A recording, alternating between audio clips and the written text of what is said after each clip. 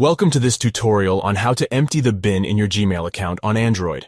When you delete a message in Gmail, it's not immediately removed from your account.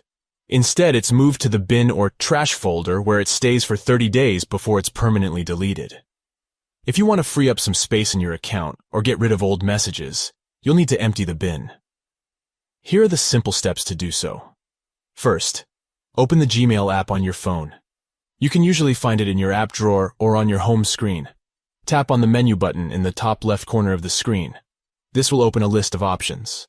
Scroll down and tap on Bin or Trash. This will take you to your Gmail bin folder, where all the deleted messages are stored.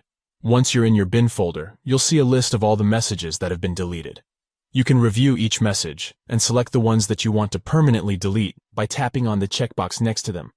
To permanently delete all the messages, tap on the Empty Now button at the bottom of the screen. Confirm that you want to permanently delete all the messages by tapping on OK. And that's it!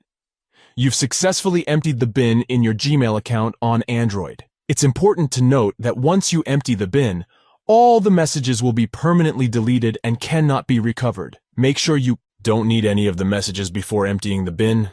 Remember to periodically empty the bin to free up space in your account and keep it organized. Thanks for watching, and we hope this tutorial was helpful. If you have any questions or comments, please leave them below and we'll be happy to assist you.